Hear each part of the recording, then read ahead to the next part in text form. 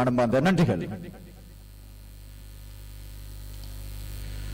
இந்த மாபெரும் நிகழ்வின் முதலாவது கட்டத்தை தாண்டி இரண்டாவது கட்டத்திற்கு காலடி எடுத்து வைக்க நாம் இங்கே உத்தேசித்துள்ளோம். எனவே இரண்டாவது கட்டத்தின் முதலாவது அங்கம் எமது இந்த நூலை அறிமுகப்படுத்தும் வைபவமாக இருக்கின்றது.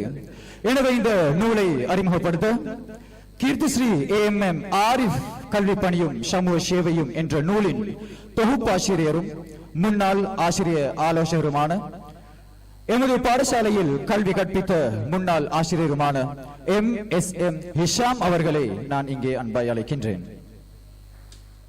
அவர்களே, எமது விழாவின் நாயகன் ஆரிஃப் சார் அவர்களே, கல்வி பணிப்பாளர்களே, கல்வியலாளர்களே மற்றும் இங்கே வருகை தந்துள்ள சபையோர்களே, கற்றோர்களே, மற்றோர்களே, பெற்றார்களே, உற்றார்களே, உங்கள் அனைவருக்கும் எனது இனிய சலாம். அஸ்ஸலாமு அலைக்கும்.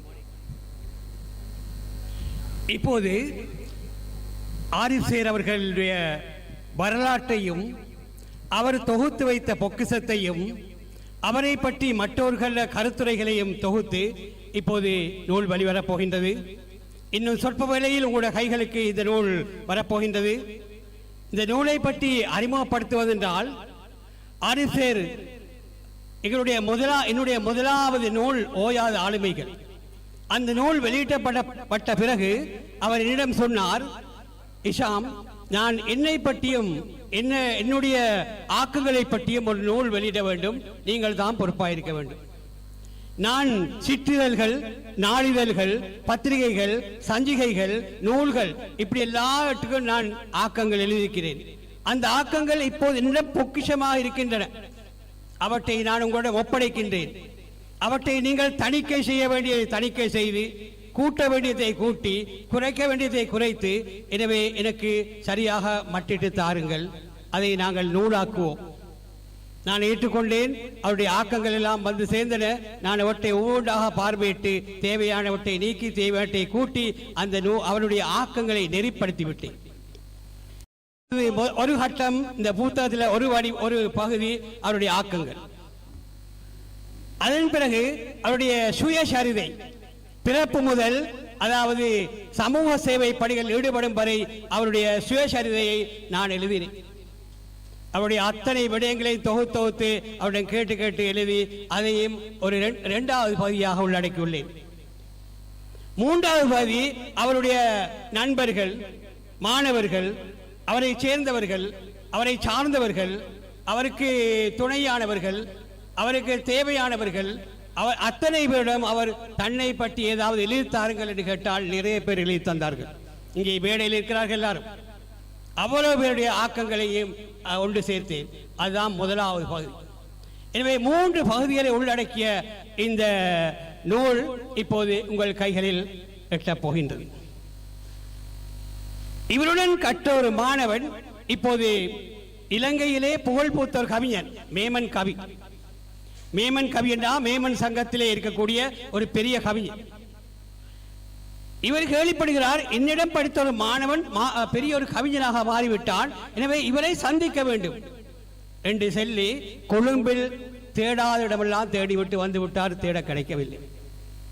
ஒரு நாள் பத்திரிகையில் வெளிவருகிறது, இலக்கிய, அதாவது வட்டம், இலக்கிய வட்டம் ஒரு பயிற்சி பட்டறை ஒன்று நடைபெறப் போகின்றது. அதற்கு மேமன் கவியர்கள் தான் தலைவராக போகின்றார் என்ற செய்தி அவருக்கு பார்வைக்கு கிடைக்கிறது. உடனடியாக அந்த பட்டறையை நோக்கி செல்கிறார். சேர்ந்தால் இவருக்கு அவரை தெரியாது, அவருக்கு இவரை தெரியும். பட்டறை நடத்தார் மேமன் கவி, அவருக்கு இவரை தெரியும். ஏன், இவர் இன்னும் அப்படிதான் அன்றிருந்த மாதிரி போமிக்க. ஆனால் இவருக்கு அவரை தெரியாது. உடனடியாக அவர் வந்து இவரிடம், சார் வந்திருக்கீங்களான்னு கேட்டு சேர கட்டி அழித்து அவரை பட்டறையிலே சேர்த்து விட்டார். மாணவர்கள் இருக்கிய பட்டறையில இவரும் ஒரு மாணவர். வந்த விடயத்தை சொன்னார், நான் ஒரு புத்தகம் வெளியிட போகிறேன், நீங்கள் ஒரு கவிதை தர வேண்டும். உடனடியாக அவர் கவிதை எழுதி கொடுக்கிறார். அந்த கவிதையை ஒப்பிடுகிறார், ஒரு நதிக்கு ஒப்பிடுகிறார். அந்த கவிதையை வாசிக்கிறேன். அழகான ஒரு கவிதை, உண்மையிலே, அதாவது ஆரிஃப் சேரே சிகரத்துக்கே கொண்டு வைத்த ஒரு கவிதை.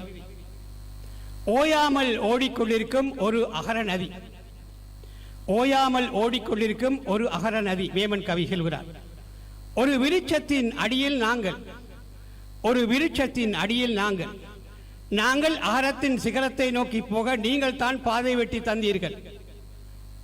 நாங்கள் அகரத்தின் சிகரத்தை நோக்கி போக நீங்கள் தான் பாதை வெட்டி தந்தீர்கள். எங்கள் பால்ய காலத்து பெரியவர் நீங்கள், எங்கள் பால்ய காலத்து பெரியவர் நீங்கள். எங்களில் பதிந்த உங்கள் உருவம் மாஷா அல்லாஹ் இன்றும் அதே ஒளியுடன் அதே பொலிவுடன் இப்பொழுதுதான் தெரிகிறது. எங்களில் பதிந்த உங்கள் உருவம் மாஷா அல்லாஹ் இன்றும் அதே ஒளியுடன் அதே பொலிவுடன் இப்போதும் தான் தெரிகிறது. எங்களுக்கு வயது வந்துவிட்டது என்று, எங்களுக்கு வயது வந்துவிட்டது, ஆனால் உங்களுக்கு வயது வரவில்லை. கரும்பலகையில் அன்று நீங்கள் எழுதிய வெள்ளை எழுத்துக்கள் தான் எங்கள் கல்வி வாழ்க்கைக்கு வெளிச்சம் தந்தன. கரும்பலகையில் அன்று நீங்கள் எழுதிய வெள்ளை எழுத்துக்கள் தான் எங்கள் கல்வி வாழ்க்கைக்கு வெளிச்சம் தந்தன. ஆரிஃப் சேர் ஆசிரியம் தந்த ஆச்சரியம் நீங்கள், ஆரிஃப் சேர் ஆசிரியம் தந்த ஆச்சரியம் நீங்கள். எங்கள் கல்வி பயணத்தில் அடையாள மைல்கல், எங்கள் கல்வி பயணத்தில் அடையாள மைல்கல். சேவையில் நீங்கள் ஓய்வானாலும் சமூக தேவைக்காக ஓயாமல் ஓடிக்கொண்டிருக்கும் நதி நீங்கள். சேவையில் நீங்கள் ஓய்வானாலும் சமூக தேவைக்காக ஓயாமல் ஓடிக்கொண்டிருக்கும் நதி நீங்கள். நதிகள் எப்போதும் ஓய்வெடுப்பதில்லை தானே சார், நீங்களும் அப்படித்தான். நதிகள் எப்போதும் ஓய்வெடுப்பதில்லை தானே சேரும் அப்படி சார், நீங்களும் அப்படித்தான். இப்படி ஒரு கவிதையை அவர் எழுதி கொடுத்து விட்டார். கொடுத்ததும் இவருக்கு வர விருப்பமில்லை. 3 நாட்களும் அந்த மாணவர்களாக கவிதை, சிறுகதை, கட்டுரை, புனைகதை, இப்படி எல்லா நிகழ்ச்சியிலும் கலந்து கொண்டு தான் வந்து விட்டார். வந்தால் அவருக்கு இலக்கியம் தான் இப்போ பிரியம். இலக்கியத்திலே அதான பிரியம், அவர் மேலும் பற்றும் பாசம். இன்று வரைந்தவர் வரவில்லை. அவர் உண்மையிலேயே அவருடைய கவிதையை நான் வாசித்து காட்டுகிறேன் அவருக்காக. இப்படியெல்லாம் இந்த நூலை நான் அறிமுகப்படுத்தும் போது இன்னொரு விடயத்தை இவருக்கு சொல்ல வேண்டும். இவருடைய வாழ்க்கையில் ஒரு விசித்திரமான சம்பவம். ஓலவல் படித்துக் கொண்டிருக்கிறார். இருக்கும்போது வாழ்க்கையிலே சரியான எளிமை, படிக்க வாய்ப்பில்லை, வசதி இல்லை. ஓலவல் பரீட்சை எழுதுவதா படிப்பதா என்பதை தீர்மானிக்கும் போது அந்த காலத்தில் இருந்த HM பஃபா மர்ஹூம், அவர்தான் அதிபர். அவருடைய மோடி போய் சொல்கிறார், சார் என்னை இனிமேல் வர முடியாது பாடசாலைக்கு, நான் நிற்கப் போகிறேன். உடனடியாக அவர் என்ன சொல்கிறார், 2 நாள் டைம் தான், 2 நாள் டைம் நான் பார்த்து சொல்கிறேன்.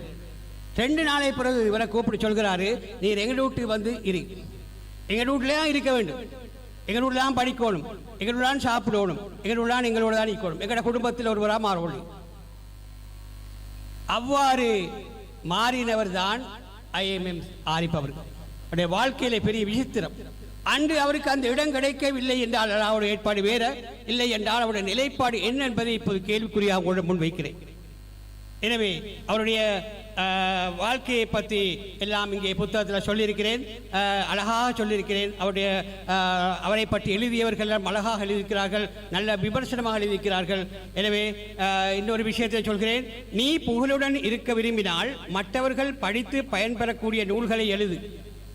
நீ புகழுடன் இருக்க விரும்பினால் மற்றவர்கள் படித்து பயன்பெறக்கூடிய நூல்களை எழுது, அல்லது உன்னை பற்றி எழுதக்கூடியவாறு உனது செயல்களை மாற்றிக்கொள், அல்லது உன்னை பற்றி எழுதக்கூடியவாறு உனது செயல்களை மாற்றிக்கொள். நான் சொல்லவில்லை, அறிஞன் பிராங்க்லின் சொல்கிறான். எனவே இந்த இடத்திலே அவருடைய புத்தகத்தை இங்கே வெளியிட இருக்கிறோம். எனவே இந்த உரையை நான் சுருக்கமாக முடித்து அவருடைய ஆயுட்காலம் சிறப்பாக அமைய தொடர்ந்தும் சமூக சேவையில் ஈடுபட்டு எங்களுடைய நாட்டுக்கும் எங்களுடைய சமூகத்துக்கும் சேவை செய்ய என்று கேட்டு விடைபெறுகிறேன். அனைவருக்கும் அஸ்ஸலாமு அலைக்கும்.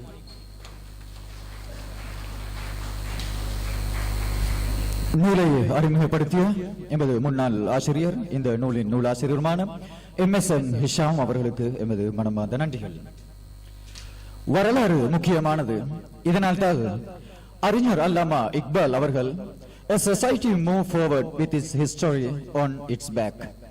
அதாவது ஒரு சமூகம் அதன் வரலாற்றை முதுகில் சுமந்து கொண்டு முன்னேறுகின்றது என்ற கருத்தை அன்று அந்த அறிஞர் கூறியதை ஆரிஃப் சார் அவர்கள் எங்களுக்கு கற்றுத்தந்த ஒரு வாசகம் அது. எனவே அவர் பெயர் வரலாற்றில் பதியப்பட்டு விட்டது.